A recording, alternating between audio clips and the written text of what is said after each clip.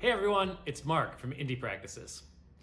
I'm here to tell you that I hate boring meetings. I've sat through a few of them. I bet you have too.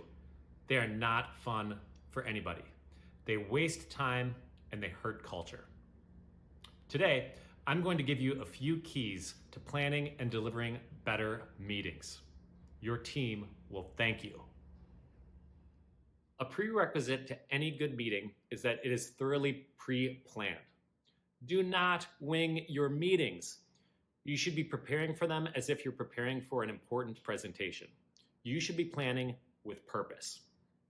Here are the top 3 reasons to hold a meeting. Develop the health of your team. Develop the skills of your team, probably through practice. Create systems or plan events. And lastly, yes, it's okay to do some informing and make announcements at meetings, but that should be a very small portion of your meeting time. Let's see what this looks like when planning out a meeting agenda. Let's say you have an upcoming meeting and you know you want to develop the skill of your team in greeting patients. Let's set this as the primary meeting goal.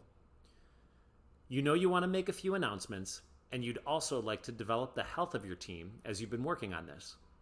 These are 2 secondary goals for the meeting. Here's how you might set that meeting up.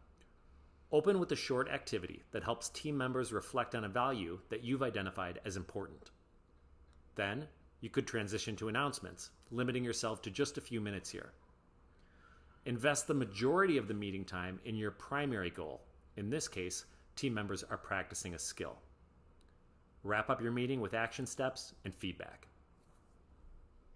As you become a better meeting planner, work to shift the think-talk ratio. What I mean by that is the amount of time that you as a leader are thinking and talking compared with the amount of time your team is thinking and talking. You should be aiming for your team to be doing the cognitive lifting at least 50% of the time. One way to do this is through discussion prompts. That might sound something like this. Okay, team. On the table, you'll see that there are blank slips of paper. I'm going to give you a question, and I want everyone to grab 1 slip of paper and write down your thoughts for 1 minute.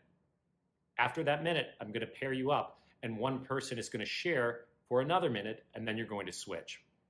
After this, we'll share out as a group.